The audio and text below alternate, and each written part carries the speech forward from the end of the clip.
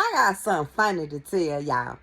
Y'all been out buying them Air Force One, them Jordan. People been standing in line for Jordan that they don't order and all kind of stuff. And y'all children like them Walmart shoes that they can decorate and stuff. You know, the Walmart shoes that don't cost them about $22, $23. You know, the girls liking them because they can decorate them. But y'all want to get some $200 and $300 and $400 Jordans and shoes and shit. But these children like Avios from Walmart. And I just came to the conclusion that it don't be the children, it be y'all, the parents. Y'all be in competition with each other about what each other children be wearing and stuff. It don't be them children. I just seen online this little boy, his mama wanted to pick him out some Jordans. She wanted him to pick out some Jordans. Guess what shoes he picked out? Spider-Man with the flashing lights. So every time he run, them lights gonna flash. But y'all the one who be wanting y'all children to have them expensive shoes. So y'all spend y'all stupid cash on them stupid shoes. And they don't wear them but 1 or 2 times. Or when you make them wear them. They would rather have on some Crocs.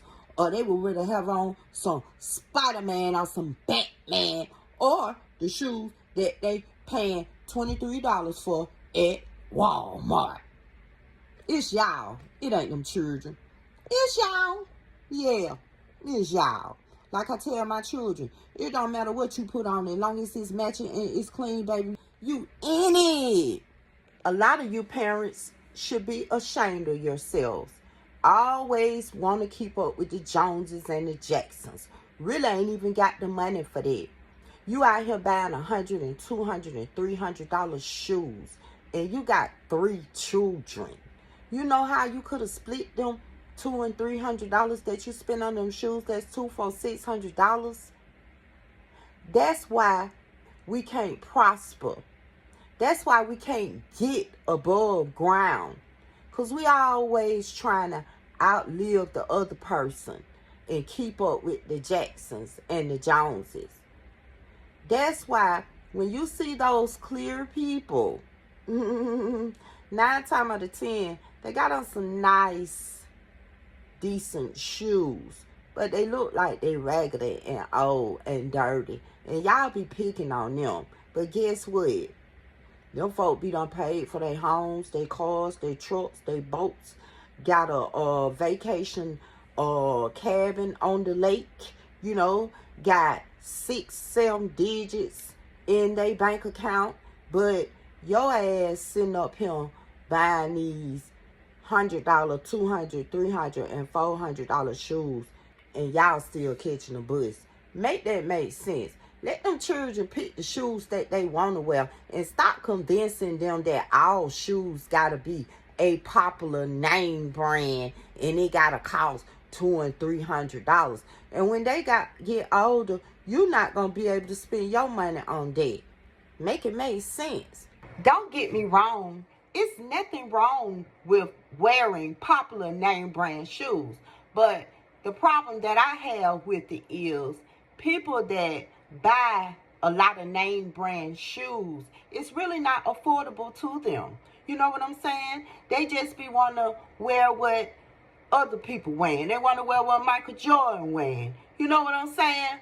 But on the other hand, why not introduce all kind of shoes to your children, not just the most popular ones? Hell, I'm gonna get me a pair of them Walmart shoes and let my grandchildren or my daughter decorate them, and I'm gonna wear them. They look real comfortable, y'all. You know what I'm saying? Them old Air Force Ones, they be heavy.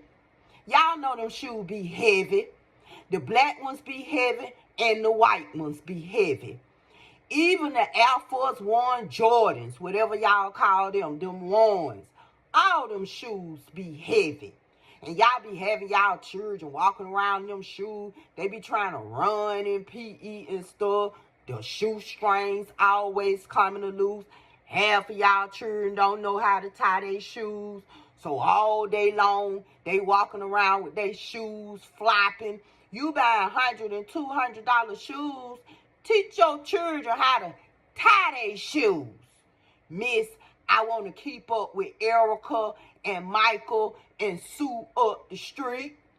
And like I tell people, it's always fine to buy you something nice and something expensive, a popular name brand purse, shoes, dress, coat, you know, when you have saved your money, or if you are able, you're rich, you know, you got it going on, you got all the funds coming in. Okay, boom. Those expensive things are nice, but when you ain't got it, you just ain't got it. So don't go out your way to prove it. Prove anything to anybody. You go out your way and you spend $300 on a pair of shoes. You spend $100 on a spray ground book bag.